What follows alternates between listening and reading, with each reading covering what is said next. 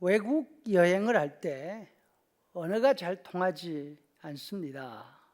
의사소통을 하려면 어떻게 해야 되죠? 걱정할 필요 없습니다. 만국통상 언어가 있지 않습니까? 손짓, 발짓을 통해서 의사를 전할 수 있습니다. 우리 생각에 손짓, 발짓, 얼굴 표정은 세계 어디를 가도 다 통하는 그런 언어다 생각이 됩니다. 그런데 그렇지 않은 경우가 더러 있습니다. 터키를 처음 방문했을 때 좋다, 싫다를 표현하는 방법을 터득할 때까지 시간이 상당히 걸렸습니다.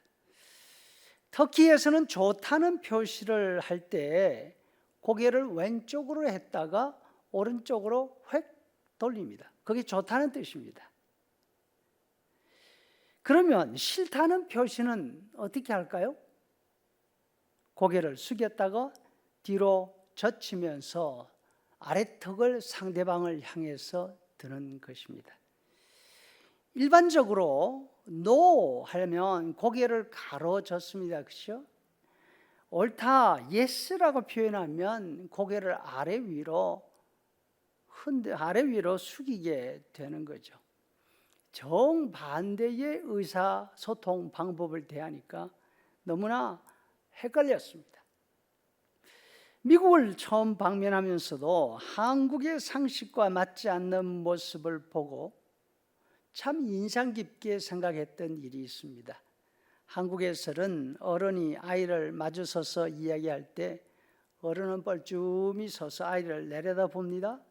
아이는 고개가 아플 정도로 치켜들고 어른을 바라봅니다. 반면 이곳에서는 어른들이 아이들과 대화할 때 아이의 눈높이를 맞추어 줘야 하죠. 아이들과 눈높이를 맞추기 위해서 쪼개어 앉기도 합니다. 땅바닥에 무릎을 꿇고 앉기도 합니다. 아주 어린 아이들이 있는 방에 들어가면 심지어 팔을 고이고 옆으로 눕습니다. 아예 바닥에 들어 누워서 아이를 올려다 쳐다보면서 말하기도 합니다. 작은 아이들을 존중할 뿐 아니라 작은 아이들에게서 희망을 발견하는 사회, 참 건강한 사회라고 생각합니다. 오늘 본문에 보면 시몬이라는 노인이 등장합니다. 이 노인에 대한 성경의 표현은 칭찬 일색입니다. 의롭다, 경건하다, 성령이 함께 계시는 사람이다. 성령의 위로와 감동이 있는 사람이다. 성전을 가까이 하는 사람이다. 우리한테도 이와 같은 칭찬이 있으면 너무 좋겠다는 생각이 듭니다. 또 안나라고 하는 여서진자가 있습니다. 과부된 지 84년째라 하니까 줄잡아 계산해도 100살입니다. 성전을 가까이 하면서 수시로 금식하고 기도를 쉬지 않는 그런 어른이었습니다. 이 두 노인들에게 공통점이 있습니다. 그것은 아기에게서 하나님의 위로와 희망을 보고 있다는 점입니다. 모세의 법에 따르면 어린 아이를 낳은 여인은 7일 동안 부정합니다. 8일에는 아이에게 할례를 행하고 그리고 33일이 지나야 결례의 날이 차게 되어 있습니다.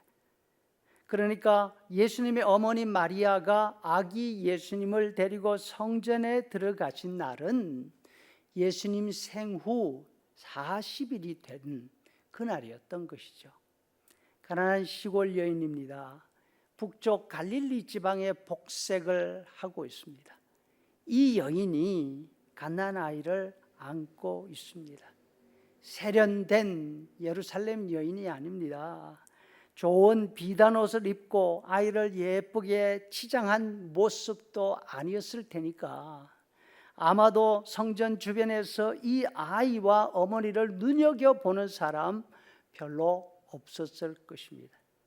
그럼에도 불구하고 시몬과 안나 두 노인은 갈릴리에서 온 시골 여인과 그 아기에게서 하나님의 구원의 희망을 보았습니다. 참 마음으로 예배하는 사람들의 모습입니다.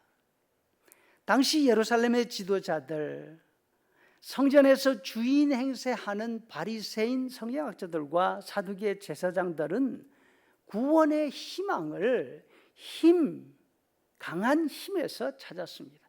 제사장들은 로마 권력자들을 바라보았습니다. 그들에게서 인정받고 대제사장 자리를 차지하고 싶었습니다. 자신이 대제사장 자리에 오르기만 하면 나라를 구원할 수 있으리라 생각했겠죠. 반면 바리새인들은 일반 대중들을 바라봤습니다. 대중들에게서 존경받고 대중들에게서 인기를 얻으면 제사장들이라도 로마 사람들이라도 감히 자신들은 마음대로 하지 못할 것이라고 판단했죠. 바리새인들은 신분을 나타내는 자락이 긴 옷을 입고 시장회를 자주 나갑니다. 사람들에게 좋은 말로 가르칩니다. 사람들의 눈에 띄는 자리에 서서 멋있는 말로 기도하기도 했습니다. 그런데 진정으로 하나님을 바라보고 하나님의 구원을 기다리던 사람들은 로마 세력가들을 바라보지 않았습니다. 군중들을 바라보며 그들의 인기를 구하지 않았습니다. 하나님이 보내신 작은 아이에게서 하나님의 구원의 희망을 보았습니다. 세상을 살 만큼 살았습니다. 세상 이치를 말한다고 하면 알 만큼 다 알만한 그런 나이가 되었습니다. 그럼에도 불구하고 이분들은 어린 아이에게서 희망을 기대하는 겸손한 마음을 가지고 있었습니다. 진정한 마음으로 하나님을 바라보며 하나님께 예배하는 사람들은 이와 같은 겸손함이 있습니다. 자신의 지식, 자신의 경험으로 판단하지 않고 자랑하지 않습니다. 하나님이 보내신 사람이라면 어머니 품에 안겨있는 아이라 할지라도 그를 통해서 주실 하나님의 은혜를 기다리는 마음이 있습니다. 베드로 사도께서 말씀하십니다. 하나님이 교만한 자를 대적하시되 겸손한 자들에게는 은혜를 베푸시느니라. 매주일 하나님께 진심으로 예배하면서 예배를 통해 겸손함을 더해가는 우리가 되기를 간절히 바랍니다.